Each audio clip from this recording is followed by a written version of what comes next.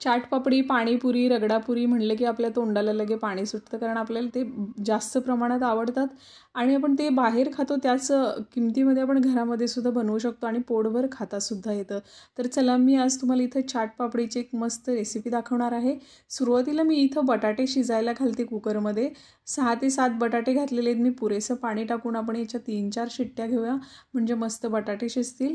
आता साईडला मी इथे चिंचेची चटणी बनवणार आहे. त्याच्यासाठी भांड्यामध्ये मी 2 ग्लास पाणी टाकले. इथे मी चिंच टाकते आहे अगोदर. चिंच टाकल्यानंतर लगेच मी इथं गूळ पण टाकणार आहे. तर याचं काही मी माप वगैरे घेतलेलं नाही आहे, अंदाजेच टाकले आणि खजूरचे एक 5-6 तुकडे नंतर टाकून दिलेले आहेत. हे सगळं मिक्स करून इथं उकळायला ठेवूया आपण. याच्यामध्ये थोडेसे आपण मसाले पण टाकायचे. तर अर्धा चमचा जिरा पावडर घालूया, अर्धा चमचा लाल तिखट आणि अर्धा चमचा धना पावडर टाकूया. हे पण छान असं मिक्स करूया आणि चटणीला मस्त थोडंसं पाणी आटेपर्यंत इथं चांगलं उकळून घेऊया त्याला.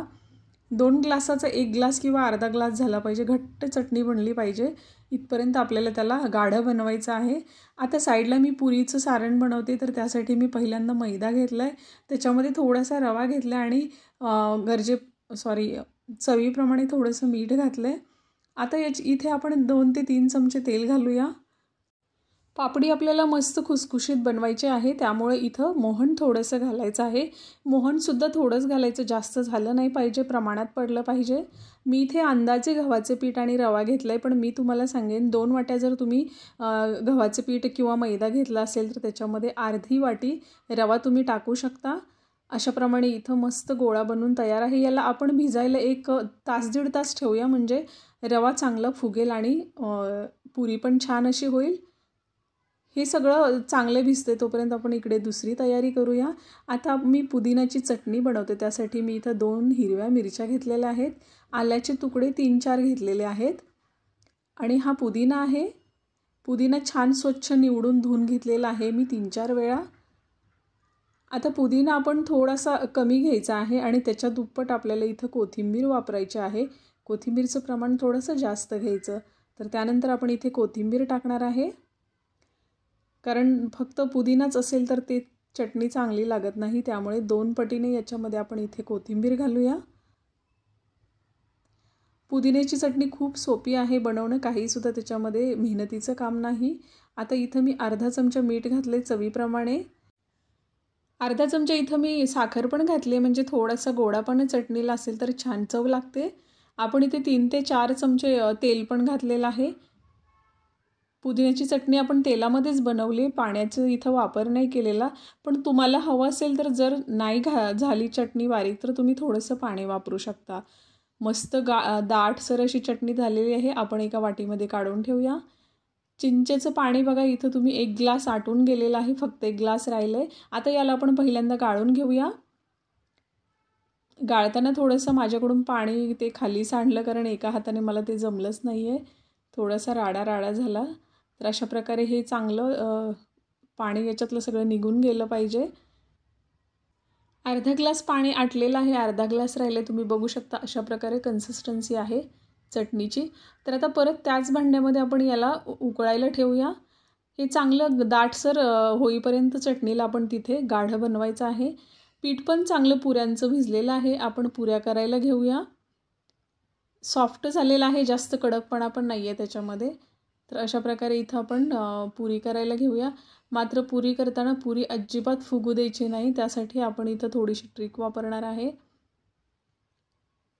पुऱ्या करायला सुद्धा फार सोप्या आहेत. पाणीपुरीची पुरी किंवा चाट मसाल्याची पुरी अगदी सोप्या असतात त्या पण करायला. तर आता हे आपण काठी चमचा असतो ना, त्याच्या मदतीने असं इथं होल पाडणार आहे, म्हणजे पुरी बिलकुल फुगणार नाही. फुगलेली पुरी आपल्याला नको आहे. आणि असं केलं तरीसुद्धा पुरी छान मस्त सॉफ्ट आणि खुसखुशीत होते. तर एखादं तुमच्याकडे काही वाटी वगैरे किंवा डब्याचं टोपण असेल तर त्याच्या सहाय्याने असे तुम्ही आकार पाडू शकता गोल गोल, म्हणजे काम सोपं जातं आणि पटापटा होऊनही जातात पुऱ्या. एक एक लाटायची म्हटलं की फार वेळ लागतो, त्यामुळं ही पद्धत छान आहे. त्यामुळे मी अशा पद्धतीने इथं तयार करून घेतलेल्या आहेत पुऱ्या. बाकीच्या पुऱ्या पण अशाच आपण तयार करून घेणार आहोत सगळ्या. जी एक्स्ट्रा कणिक आहे ती आपण साईडला काढून घेऊया आणि खुसखुशीत याला तळून घेऊया. साईडला मी चटणी ठेवलेली होती, ती पण तयार आहे. बघू शकता पूर्ण गाढी झाली. थंड झाल्यावर अजून गाढी होईल ती, त्यामुळे तिला आपण गॅसवरून उतरून ठेवूया. इकडे पुऱ्या पण मस्त तळून घेऊया. तेल चांगलं तापलेलं आहे. आपण पुरीवरती काटे चमच्याने थोडेसे छिद्र पाडलेले होते, त्यामुळे ही बिलकुल फुगणार नाही. बघू शकता तुम्ही. आणि खुसखुशीतसुद्धा होईल. फक्त मंद आचेवर मस्त याला तळून घ्यायचं आहे. थोडासा वेळ लागतो. फुल गॅसवरती बिलकुल तळू नका, नाहीतर त्या थंड झाल्यानंतर पूर्ण मऊ पडतील. आणि जर मंद गॅसवर जर तुम्ही तळल्या तर त्या खुसखुशीत तशाच राहतील. पुऱ्या बनवून तयार आहेत. आपण इकडे सारण बनवायला घेऊया. पुरीवरती टाकण्यासाठी आपण इथं छान असं सारण बनवणार आहे. त्यासाठी आपण उकडलेला बटाटा होता तो घेतलेला आहे. एका बाउलमध्ये अगोदर उकडलेला बटाटा, नंतर कांदा बारीक चिरून, एक मिरची टाकलेली आहे मी, नंतर हे मी डाळिंबाचे दाणे टाकलेले आहेत. हे सगळं छान असं मिक्स करून घेऊया.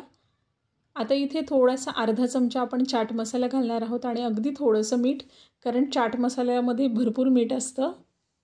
आता ही कोथिंबीर भरपूर वरून घालूया आणि हे चांगलं मिक्स करून घेऊया.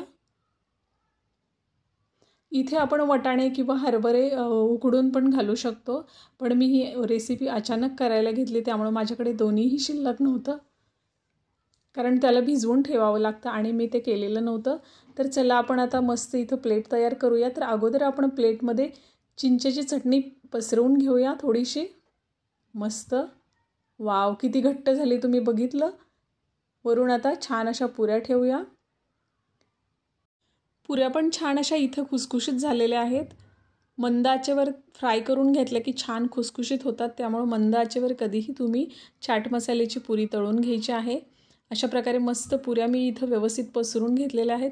2 पुऱ्या मी इथं चेंज केल्या, कारण त्या थोड्याशा वेड्या वाकड्या होत्या. डिशमध्ये छान दिसावं म्हणून अगदी गोल आकाराच्या मी परत चेंज करून ठेवल्या. आता अगोदर इथं आपण चिंचेची चटणी टाकूया याच्यावरती.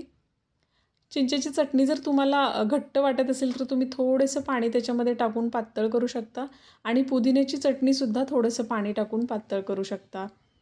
तर अशा प्रकारे वरून आपण परत पुदिन्याची चटणी पण घालून घेऊया. आता जे मिक्स केलेलं सारण होतं हे इथं वरून टाकूया.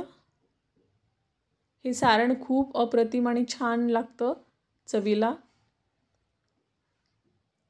तुम्हाला या सारणामध्ये जर थोडंसं तिखट हवं असेल तर तुम्ही लाल मिरची पावडर किंवा मिरचीचा वापर जास्त करू शकता. मी फक्त एकच मिरची इथं वापरलेली आहे. परत वरून आपण इथं चिंचेची चटणी, पुदिन्याची चटणी आणि थोडंसं दही पण घालणार आहोत. पुदिन्याची चटणी थोडीशी घट्टच आहे, तर तुम्ही थोडंसं पाणी टाकून त्याला इथं वापरा. तर अशा प्रकारे चाट पापडी मस्त बनून तयार आहे. वरून थोडंसं दही घालूया. खायला खूप सुंदर दिसते डिश आणि अप्रतिम झालेली आहे. अशी डिश समोर आली तर कोण नाही म्हणणार आहे. मस्त खायला आवडेल सगळ्यांना. आणि तुम्हीसुद्धा अशीच रेसिपी घरी करून बघा आणि चॅनलला माझ्या सबस्क्राईब जरूर करा.